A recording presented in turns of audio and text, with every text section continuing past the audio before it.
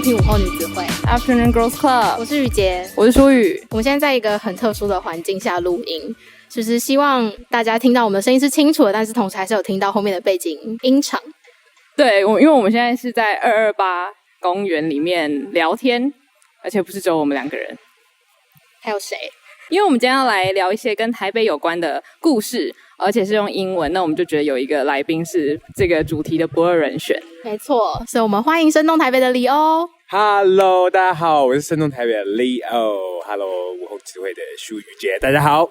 就像刚前面有提到，就是我们这次的集数呢是会用英文的方式呈现。对，那主要呢我们会跟大家聊聊我们在台北的一些回忆，然后我们对于台北的看法，还有我们自己最喜欢的一些景点。一样会有影片版本放在我们的 YouTube 上面，所以如果想要看中文字幕的朋友，可以去 YouTube 搜寻午后女子会。对，那我们在我们的 YouTube 频道上面也会放上算是幕后花絮，就是我们跟理欧在台北晃来晃去的一些小影片这样子。对，大家就会知道我们准备这一集到底是多慌乱。对，因为我们是第一次尝试在户外录音，所以也希望大家听得开心，也喜欢我们这次新的尝试。就跟大家分享一下，我们那时候是约11点录音，然后现在时间是2点。中间发生了什么事情，就请大家可以去我们的 YouTube 看影片。对。Hello everyone, welcome back to Afternoon Girls Club. I'm your host Andrea. And I'm Julie. Okay, so very happy that we are back to our English episode, and today we are joined by a very special guest. Leo from Sound in Taipei. Okay, so Leo, why don't you say hi to our listeners? Hello guys, this is Leo from Sounds in Taipei, and should I introduce myself? Yeah, sure. Okay, so basically I was a walking tour guide in Taipei, and I basically take foreigners around in Taipei. I was also doing part-time in stand-up comedian bar, and right now I'm having my own podcast channel, which is Sound in Taipei. Basically, I interview storytellers inside the city of Taipei. Okay, so if you love Taipei, you love history, you want to know more interesting things about this beautiful land, I think you might be very familiar with Leo's podcast. Okay, so what are we going to talk about today, Julie? So today's topic is what we love about Taipei. And before we start the topic, I think we should just introduce how we met each other. Okay. So we met Leo at a swing class. Mm-hmm. Like we really shout out to Jason and Young from Sex Chat Pod. Because of them, we met so many different podcasters in one special event about swing dance. So we met Leo at that event, and after the event, we went eating and we got to know each other more. Yeah, and after that, we met a couple of times, and we think it might be a very good idea to talk about like what we love about Taipei. Since he knows so much about Taipei that I think I'm not qualified as a Taipei citizen. So do you think you know Taipei like very well? Okay, I don't think I can meet people's expectation. You have such high expectation that make me so nervous right now. So yes, I was a tour guide, a walking tour guide for like half a year. So I wouldn't say I'm a really like expert on things in Taipei, but I can talk about some things, of course. Mm-hmm. Uh-huh. Okay, so we actually took a Taipei tour bus this morning because originally we planned to make our podcast on the bus, but actually it's not a perfect place to do it. So now we're in 228公园. Mm-hmm. Not sure how to say it in English. 228 Memorial Park. Okay, thanks, Leo. So we're in this park right now, and now I want to ask you how do you feel about the Taipei tour bus? Well, honestly, I love it because I thought tour bus was going to be like not boring, but because I always fall asleep on a bus or on the MRT, so I thought this time it was going to be the same. But then I felt like because we were at a second story, so it was like you can really see a really different Taipei from a very brand new perspective, and I think that makes me really awake all the time when I was on a bus. The Taipei tour bus is actually a rooftop-less bus, so we sat on the second floor, second story. You could actually feel the breeze while you take in the bus. So I think it's a plus that it's really hard to fall asleep. Mm-hmm. Yeah, I agree. So how do you feel about the tour bus? Just as Andrea said, like it's a brand new perspective to see Taipei. So basically, when we go out in Taipei, we basically to window shopping, we go to watch movies. But be on tour bus is a brand new way to view Taipei. Especially you are on the second floor, you get to see how the sights is so different from the way you used to see. Yeah. And the thing is, like, when I go to Taipei, because I live in New Taipei City, like, I usually just go to cafes or the places I need to go to. So I don't really spend time exploring the place that I lived in for like 20 plus years. And I think this is like the perfect chance to like reflect on myself and like to see like how little time I spend on the city that I love so much. Yeah, I think beyond the tourist bus, it really just switched on my sightseeing mode that I feel like, oh my God, I'm having a vacation. Mm-hmm. And that's something I believe everybody do feel very sad about because this year is not an easy year and it's really hard to have that kind of relief to just like get out of your daily life. Mm-hmm. So I think taking a Taipei tour bus is definitely giving you a new feeling about this city and it's a great relief to your daily life. Yeah. Yeah, I was talking to Andra and Julie and there's a quote I really like the world needs traveler's eyes to redefine the world that we take for granted. Mm-hmm. You know, like it's so different. Like when we live in Taipei for such a long time, we get used to so much of things right now. So right now we have another way to see Taipei, which is so cool. Mm-hmm. And this one special thing I want to mention when we were on the tour bus that we met a woman on the bus. She was introducing things about Taipei, right?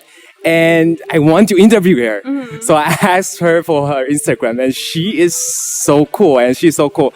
She said like after being a tour guide on the bus, like her follower on Instagram has increased so much. Oh, really? Yeah. I didn't know that. Yeah. I just saw that on her fan page. And so like she will be on my next episode. Ooh. And please look forward to it. Okay. Yeah, I definitely will. Like, she did such a good job and she was like a very young woman. Can I say that? I think she's like our age. Yeah. So I was really surprised that someone at our age would decide to take that as a first job because I think she must love the city so much, like in order to choose that as like choose being a tour guide as the first job. Mm-hmm. Yeah. So I think the interview is definitely going to be very fun. Yeah, exactly. A lot of like women like in your age, like they would choose to be a flight attendant. Mm-hmm. However, like she chose to be a like guide on a tour bus, on a city tour bus in Taipei, which is so different. Like a lot of women will choose to be a flight attendant to see the world,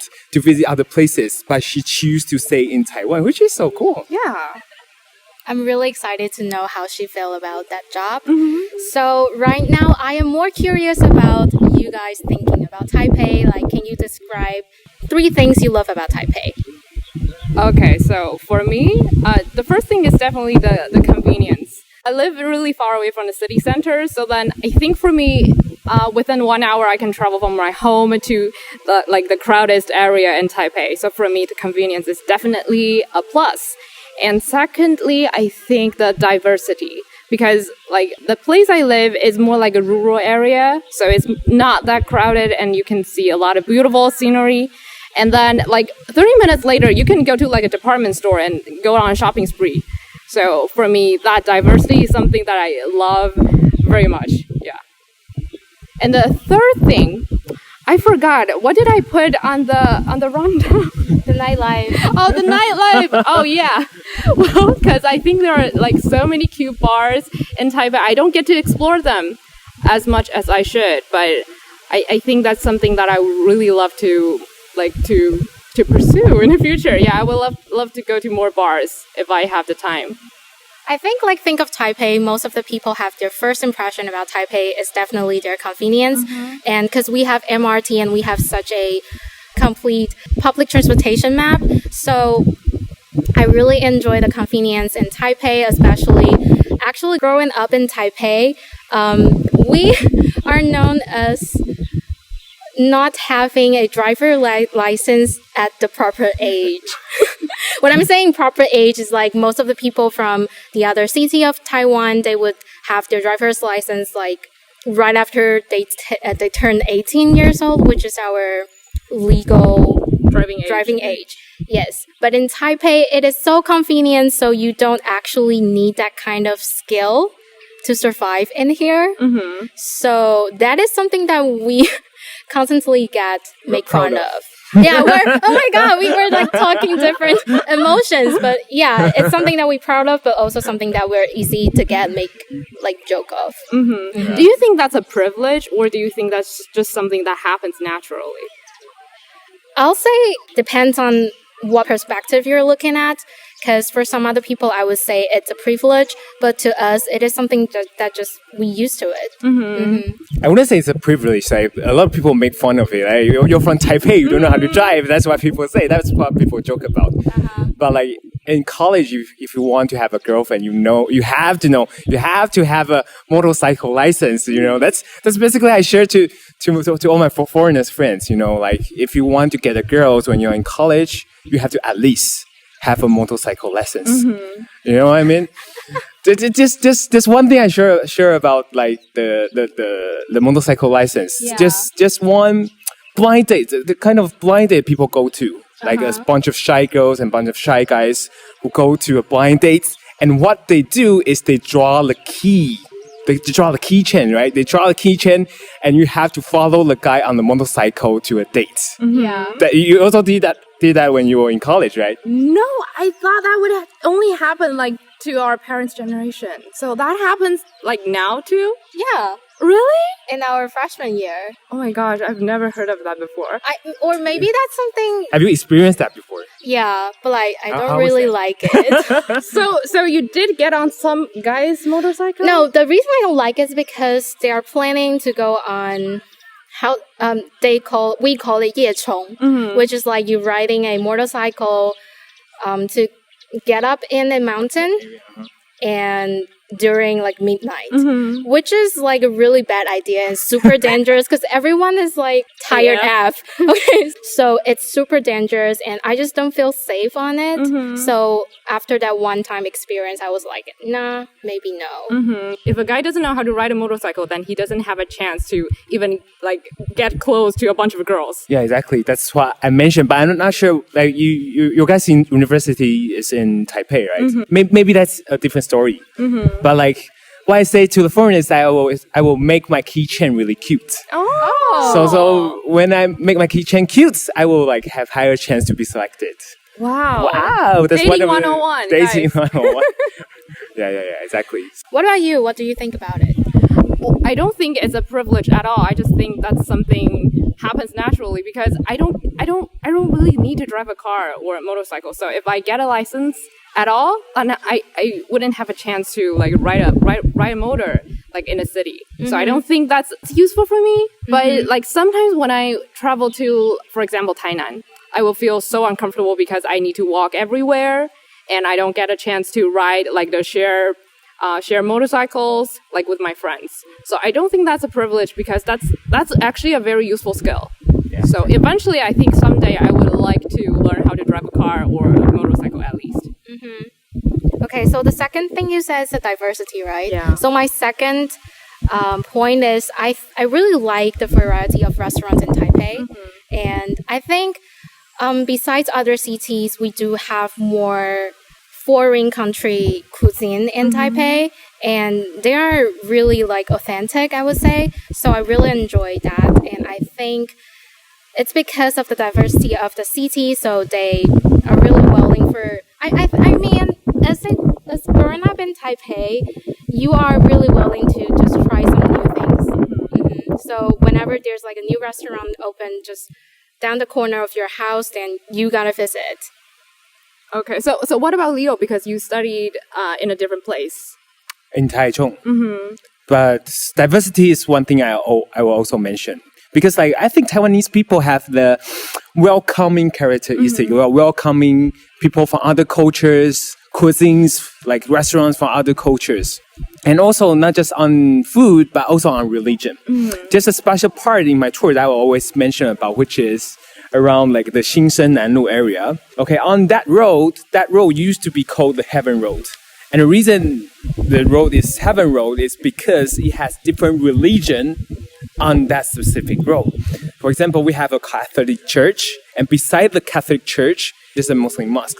And that's 15 meters away. That symbolizes like Taiwanese people are so welcoming of different culture and different perspectives. So diversity is one thing that I would really emphasize on. And that's the reason I started to do my channel, because the sounds in Taipei not just includes the successful people in Taipei, the successful business in Taipei, but also I get to see different people in Taipei through their eyes. For example, the homeless people. For example, the foreign workers inside Taipei. For example, the high school students in Taipei. I get to see their Taipei in their eyes. So diversity is the thing I will always emphasize on.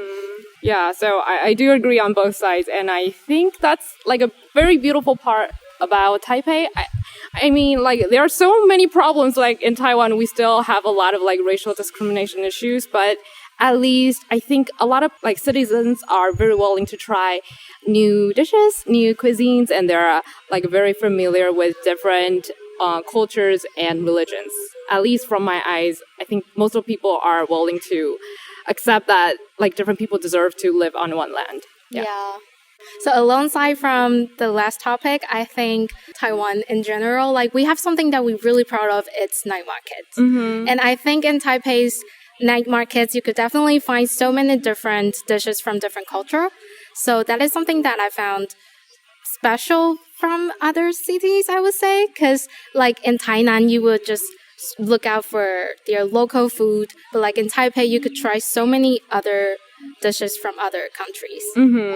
It's not to say, like, which is better, but I do think that it's something very beautiful about Taipei. When we're mentioning about nightlife, I want to mention another tour like I bring the foreigners to, which is the Bob Crow tour. Okay, Bob Crow. Yeah. I basically take them to different bars inside the city of Taipei. There are really cool bars inside Taipei city. I'm not sure whether you guys have been there before, but there are bars that made out of a movie theater. They have a thing on movie theater theme, and they have different thing on bars that I take them to. In Taipei, you are so convenient because, like, you have the metro, like, you get to stay before midnight. And it's easy to have a taxi and to ride you home, okay? So there's one fun fact I want to talk about the Bob Crow things. I will teach them how to say 干杯 in Taiwanese, how to say cheers in Taiwanese. Even I don't know that. I'm pretty sure you heard that before, like, Kodala. Yeah. How to, yeah. I was like, what? How to 干杯. It's hodala, right? Hodala. Yeah. And we teach them in a really fun way. Like you have to say a whole dollar. like a whole dollar. But you have to say in a really racist way, like a whole dollar.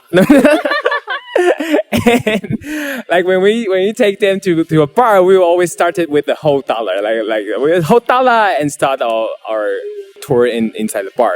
Which is fun. A lot of fun bars inside Taipei, and also night market as well. So night food, and not just market, but there are really good foods only opens at night, which is cool as well. Can I recommend some, like, a specific place that I really love? Yeah, sure. I would like to recommend you guys go to Yongle Market because usually people go there to visit Chenghuang, and they go there to ask the god to find them a good partner. But for me, I think the most fascinating place is the market where you can buy cloth, because I personally really enjoy making my own clothes. So I think if you don't love sewing, it's okay. You can also go there to buy your backdrops for photo shooting, or you can buy cloths for the time when you need to go picnicking. Yeah, so it's a very fun place. You can just, like, spend hours there looking at beautiful cloths. Yeah, so that's one of my personal favorite places to go. What about Leo? So I have too many places to introduce. Since we are sitting at the 228 Memorial Park, why not just talk about the things in 228 Memorial Park? So every time I lead the tour, I will always take them to the memorial statue over there and I'll talk about the 228 stories. And the reason I want to talk about 228 story because I think, like, Taiwanese people need to know that, right? Need to know that if such things happen in Germany, other countries, people always talk about it. However, our last generation, they were forbidden to talk about this topic. And I think it's one of our duty to introduce these kind of stories in our generations. So maybe I can talk a little bit about the stories. Is that too much? Is that No, Perfect. Yeah. So basically, every time I will like take them to over there and talk about things happened on the year of 1947, okay, which is 2 years later after the Chinese government came into Taiwan. So a lot of people might not know Taiwanese people was ruled by Japanese people for 50 years, okay, and Taiwanese people was treated like secondary citizens back then. They were not happy with the Japanese people. There was a lot of conflicts going on, and eventually there was Second World War, okay, and we all know that the Japanese lost the war, and Japanese people had no choice to give Taiwan back to China.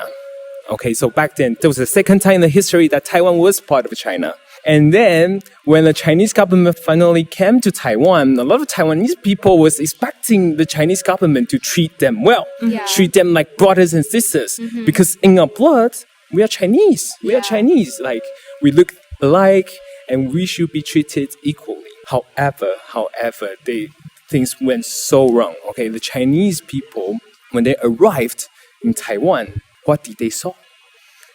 They saw a bunch of people look exactly like Japanese. So remember, like when Chinese people, we have gone through 50 years of colonization, right? Yeah. So when Chinese people, when they arrived Taiwan, they was like, what the fuck? What the fuck? They look just like the enemies we have fought for more than 8 years. Yeah. So of course I will not treat you like brothers or sisters, okay? So when Chinese government came to Taiwan, Taiwanese people were also disappointed because the Chinese people just finished their wars. They were all wearing dirty shoes, rugged clothes. They was like, okay, this is not what we expected. However, Chinese government took control, okay? They also treat Taiwanese people like secondary citizens. You know what? Taiwanese people had enough. So at the year of 1947, there was a widow selling cigarette on the street. And two Chinese inspectors came over. And they saw a woman was selling cigarette on the street. They tried to stop the woman to sell the cigarette. Because back then, all the cigarette was authorized by the government. So they went toward the woman and said, hey, woman, things you are doing here is illegal. I should confiscate all your cigarettes. I should take away all your money. However, the widow begged the Chinese police not to take away the money because she had family to raise. Okay, not to take away the money, but you can take the cigarette, of course. And just like all the Chinese people did, they took advantage of the Taiwanese people. They insist on taking the money. So that day, people was like, so on that day, that situation, they started to have a little fight. And the crowd became bigger and bigger. People wanted to know what exactly happened on the streets. Until one Chinese police became so nervous because the crowd was getting bigger and bigger. And he pulled out his pistol, shot it in the air, tried to quiet down the crowd. However, that bullet went terribly wrong into someone's chest. Ooh. And someone died immediately on the ground. Oh my God. And if you were Taiwanese people back then, seeing all of this, like two Chinese police was trying to take advantage of the widow, eventually they killed someone on the streets. And that man was Taiwanese. People went outrageous. Taiwan people went outrageous. We cannot tolerate Chinese government anymore. So the following day, they went all the way to the police station and had a big protest in front of the police station, asking the police station to hand over the criminal as well as giving people apology. However, hours of protest has gone on, and eventually the gate would open. But behind the bars, nor the apology, nor the criminal, was a bunch of machine guns, shooting people relentlessly. So imagine you were the Taiwanese people back then, like you were protesting without any armor. And our own government, we should believing, started to shoot our own people. And the people were so terrified, they ran into this park. We're sitting in this park, not knowing what to do. And one of the men said, hey, there's a radio station over there. we should broadcast them. We should take over the radio station and let the Taiwanese know about it.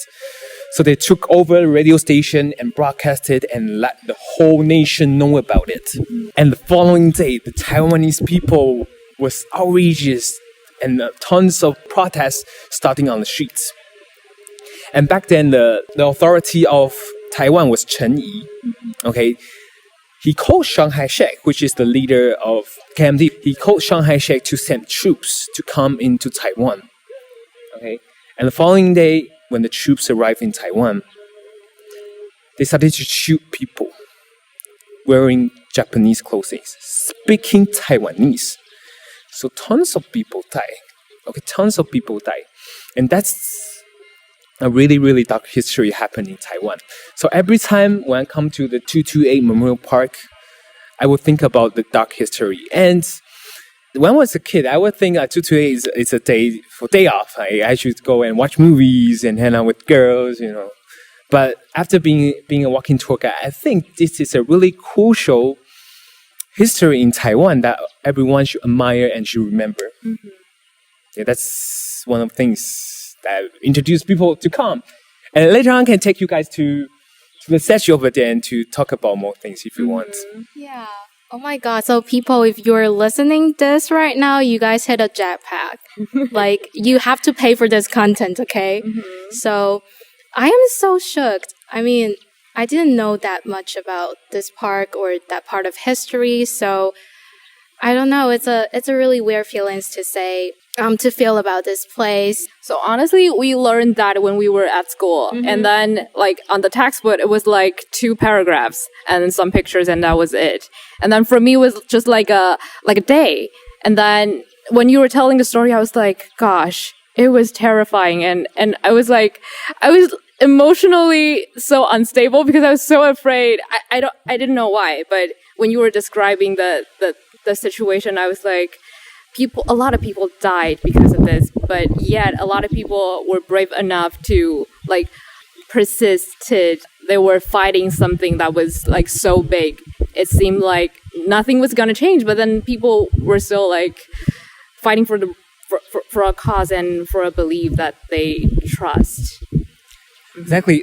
And we were talking about diversity, right? The reason why we have diversity in this city or in this country is because we are so welcoming. And the reason why we are so welcoming because we are so free. And just as I mentioned, like we should redefine the things we take it for granted so long. So this part of like culture, this part of history happened in our past. So that's the reason we are so welcoming and so free right now. And a lot of Taiwanese people will not recognize that. And that's kind of sad for me, I would say, yes. So the reason why we are so chill and reason why we are so welcoming today is because of the history that happened in the past. I mean, like after listening to the story, I will definitely change my point of view about this park. And because this park is known as a famous dating place for LGBTQI+ group. Mm-hmm. Mm-hmm. So I didn't know about the history of this place. Yeah, can I add a little bit on that history if you want? Yeah, because this 228 park is right next to the presidential hall. So at night, there's a rumor saying that there's a secret tunnel, like from the presidential hall to this park. Okay, and this park used to be surrounded by big walls. So if anything happened, if anyone attacked the presidential hall, the president can use the secret tunnel to escape to this park and they can lock down the park immediately. Oh. So this park used to be surrounded by big walls and people cannot come in and people cannot see through what's going on in the park. However, there was a bunch of people who will climb over the park to date. Mm-hmm. And guess what kind of people, when they date, they don't want other people to see. Mm-hmm. So imagine like 40 and 50 years ago, there was a bunch of people like we were not too open-minded on LGBTQI+ people. So those people had no choice to come into this park and to secretly date. Mm-hmm. Yeah, that's basically what happened. Mm-hmm. Yeah, so I think nowadays people talk about it as something very interesting, but then I think about that it was because it was very socially suppressed and people had no choice but to come here and date. So like thinking about it deeply makes me think it's so important for young people or like people in general to know about like what happened in the past in order to cherish what we have right now instead of like just blindly supporting the system that we have. Mm-hmm. Okay, so we've talked about the past, and now I want to ask you too about the difference in Taipei, like the changes in Taipei. What do you think about it? Do you like it, or do you have different feelings about it? In my perspective, I have a really weird and complex feeling about the new buildings, specifically in the city. Because when I was little, there's always some constructions going on, and growing up, like I realized that is part of our infrastructure plan, which is like the MRT and everything that just like help us to become a more international city, I would say. And in Taipei, we have so many beautiful old architecture that should be protected, but because of the development in the city, sometimes this kind of beautiful architecture is something that we would tend to sacrifice. It's very pitiful. Mm-hmm. So, if the new buildings are more aesthetically pleasing, then would you complain about it? Or do you think it's still very important to, like, preserve the old buildings? I think preserve the old building is definitely a very important thing to do in Taipei especially, because as we just mentioned, we love the diversity in the city, and the diversity is built up based on the history we have. Mm-hmm. So, it is definitely crucial to keep everything the old building in the city to let people to understand the history of it. Okay, so my point is kind of related to yours. Yeah. Because I said before I love the diversity in Taipei, right? But then when you think about it, now the city has become so international. And when I like go on the streets, I can see like Korean style cafes or like Japanese restaurants. But then sometimes I wonder, is there something that's like very specific and special about Taipei that people can immediately think about? Like for me, it's kind of hard. When my group of friends think about, oh, where to go in Taipei, they would say, oh, let's go to this cafe. Like this is like so European. This is so American. But we don't really say, oh, we want to go here because this is so Taipei. Like, this brings me so many good memories because, like, I've lived here for so long. Sometimes I feel like I lack that kind of memories, and that makes me kind of sad. Yeah, that's so true. Okay, what about you, Leo? Yeah, I would add something on Andrea's points because, like, when I was in Singapore for 1 month or something, I met a guy from Germany. Like he was about to go to Bali, and I was like, hey, Taiwan is also cool. Like, if you want to visit around Asia, like Taiwan is a place that you definitely should visit. And he was like, okay, persuade me. Oh, really? Persuade me. Try to persuade me. And back then, my mind went blank. I didn't know what to say. Like, of course, like, good food, night market. And he was like, dude, like there's good food in everywhere. There's good food in everywhere. Like there's night markets in Malaysia as well. Like what's the point to go to Taiwan? And that's kind of reminds me what Andrea said, that like how to define like Taiwanese culture, how to define like Taipei like culture. What's this things that's so special in Taipei? I feel that's one of the duty for our generations. You know, like we try to define our culture. We try to see what's special in us. For example, the gay parade that happened in every October. That is the biggest parade in Asia. Okay, biggest gay parade in Asia, and that's something really really worth mentioning, right? That's something really worth mentioning compared to other countries. That's only because like Taiwanese people are so welcoming and we're so open-minded, no matter on religion. No matter on what kind of thoughts, that we are so open-minded. And that's kind of things that we need to build on. Though like Taipei is constantly changing, but we are growing like culturally. Like we need to build on that culture part. That's why I would say. Yeah, I mean, think of that. I would say I have encountered the same situation while we were abroad and meeting a bunch of people around the world, and they'll be like, I'm definitely going to find some time to visit Taiwan, but could you please describe what Taiwan is like, or what are you guys famous of? And all I could think of is like pineapple pie, good food, night market, friendly people. Like, there's not really a special cultural things that I could mention to persuade them to just like come and visit. We have something that really special that you have to see. So yeah, that's something that I feel really pitiful about the city and Taiwan especially. After meeting a lot of people, I realized that a lot of people actually know a lot about Taiwanese cultures, and they know a lot of good places where you can understand the special part or the cultural parts about Taiwan. So it's just like sometimes I focus too much on the new things happening around the city, and I didn't really focus on the route that I have. And now that I travel to several countries, I realize, oh, that's actually something very important, because I want other people to also like my country, not just like focus on the food only, but like the cultural background of my country as well. Okay, so my last extra questions. What is your favorite Taiwanese cuisine? Stinky tofu. Oh, okay. What about you, Leo? Oh, I would say pig blood. Oh. Yes, yeah, pig blood cake. Pig blood cake. It's because it's so special. It's so special because like when foreigners come to Taiwan, they want to know what's that. They want to know that that's one of the food we use in our ancient ceremony. And then we used that to praise to our gods. So we used to use like duck blood, but duck blood was too expensive. They decided to use pig blood. And it's so special, like when foreigners see the pig blood, they was like, oh my God, are you guys seriously eating this? So seeing their reaction on pig blood and it's so fun. It's just so fun. And I also personally like pig blood. So that's my favorite Taiwanese food. Okay, what about you, Julie? My favorite Taiwan food, it's called Dongshan Yatou. I'm not really sure how to translate it, but it's dog head. Yeah, but it is not that terrified as it sounds like.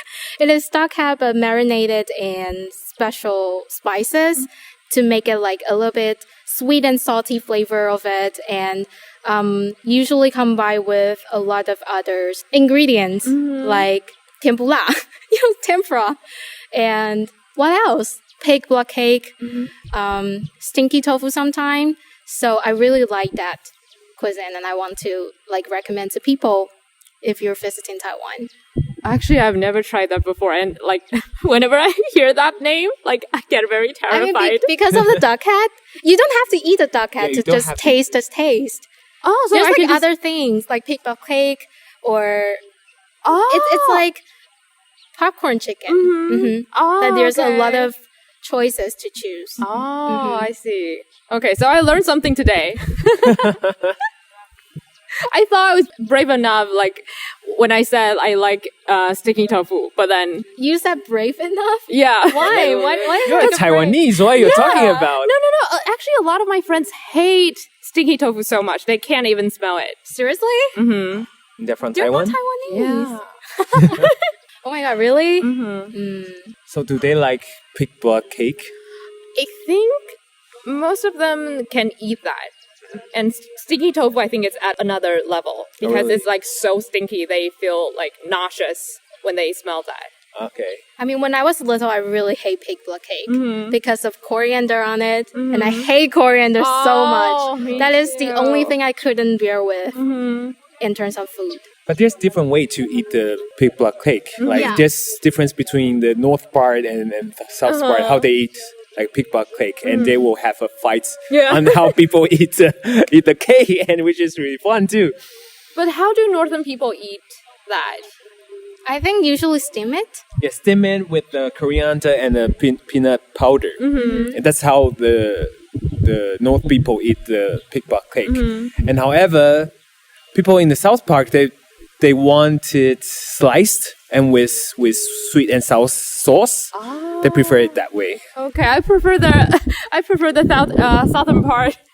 I mean, the food fight is definitely another topic that we could describe in Taiwan, because I mean, like, Taiwan is such a small place, but there's always a lot of fights between like food or people's tendency on doing things. And I think it's really interesting. I think it's really fun that hopefully someday we could make a topic on it. Yeah, so if you guys have any suggestions that you want us to talk about, definitely leave a comment. on Instagram, YouTube, or, inbox us. And you can also, what else can I do? They can follow us on Instagram. Yeah, and tag us on your stories so that we can know how you feel about this episode. Yeah, and also, where can we find you, Leo? Okay, right now I am using my own account, which is Leo from Taiwan. You can follow me on Leo from Taiwan or go to Something Taipei. In Chinese, 声动台北. 声是声音的声. Okay, so you can find my content on podcasts and on Instagrams. Okay, so thanks for listening. We're now in a park. It's a really special experience, and we hope you like this episode. Yeah, so next week we will see you guys in our regular Chinese episode. So that's it for today. Center Girls Club Dismissed!